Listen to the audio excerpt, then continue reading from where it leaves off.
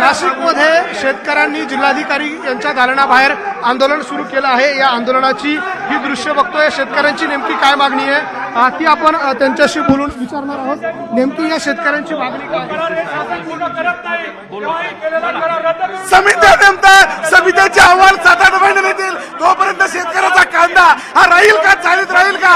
आज 1000 रुपयाला कांदा, 2000 रुपये क्विंटलला खर्च आणि 1000 रुपयाला कांदा ऐकतोय। बायका आत्महत्या करायचं म्हणतात, आमच्या बाया आत्महत्या करायचं म्हणतात, पुरुषाऐवजी बायका आत्महत्या करायचं म्हणून आम्ही उठणार नाही। आम्ही काही हो, आम्हाला अटक झाली तरी चालेल, काही झालं तरी चालेल, संपूर्ण नाशिक जिल्हा आमच्या पाठीमागे आहे।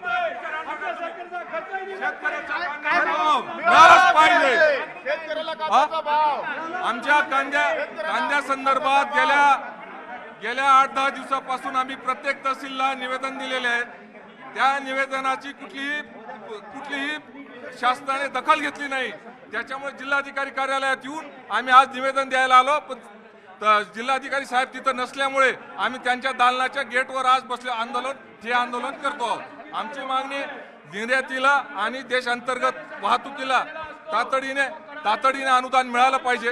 त्याचबरोबरीने जे 15 तारखेनंतर कांद्याचे दर 1000च्या खाली येणार आहेत त्याची व्यवस्था केली पाहिजे। शेतकऱ्याला 500 रुपये अनुदान दिले गेलं पाहिजे।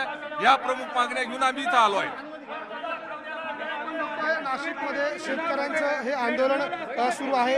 हे सगळे शेतकरी अचानकपणे गनिमी काव्याने आतमध्ये घुसलेले आहात। काय मागणी आहे तुमची? आमची मागणी अशी आहे का शेतीमालाला भाव नाही अजिबात। कापूस, सोयाबीन, द्राक्षे बाग, कांदा तर पूर्ण लायला गेलेला आहे पाण्यामुळे। एक 400-500-600 रुपयाचं मार्केट मिळतंय। म्हणून आपण आणखी काही शेतकरी संघटनांचे नेते आहे, आपण त्यांच्याशी बोलणार आहोत। काय मागणी आहे तुमची? आता आमची मागणी जो बांगलादेशशी करार केलेला आहे, बांगलादेशशी करार करावा आणि आमचा देश बांगलादेशाची जी बॉर्डर आहे, आपण बघतोय शेतकऱ्यांची अशी धरपकड जी आहे ती नाशिकच्या जिल्हाधिकारी कार्यालयामध्ये केली जाते। शेतकरी गनिमी कावा आहे आणि त्यांना अशा पद्धतीने पोलिसांनी आता ताब्यात घ्यायला सुरुवात केलेली आहे। नाशिकच्या जिल्हाधिकारी कार्यालयामध्ये आतमध्ये अचानकपणे हे सगळे शेतकरी घुसले आणि त्यांनी हे आंदोलन सुरू केलेलं आहे। जोरदार घोषणाबाजी शेतकऱ्यांकडनं केली जाते। अचानक हे सगळे शेतकरी गनिमी कावा करत आतमध्ये घुसले।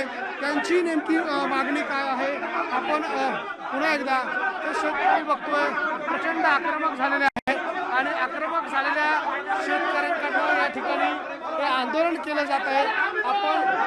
आपण या शेतकऱ्यांशी कांद्याला रास्त भाव मिळाला पाहिजे आणि जे येत्या 15 तारखेपासून कांद्याचे दर जे पडणार आहेत, कर्नाटकचा कांदा एवढा 8 दिवसामध्ये महाराष्ट्रामध्ये दाखल होईल, त्यानंतर नाशिकच्या कांद्याला भाव कोसळणार आहे। त्यामुळे शासनाने लवकरात लवकर काहीतरी निर्णय घ्यावा आणि ही आम्ही रास्त मागणी करत आहोत। आपण बघतो हे सगळे शेतकरी अचानकपणे जिल्हाधिकारी कार्यालयामध्ये दाखल झाले।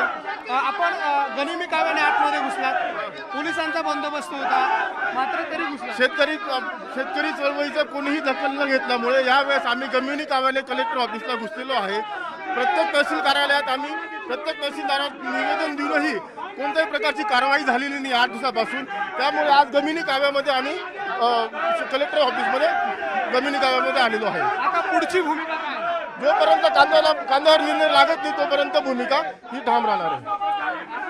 कांद्याला ठोस अशी 5 वर्षासाठी काहीतरी धोरणात्मक निर्णय केले पाहिजे।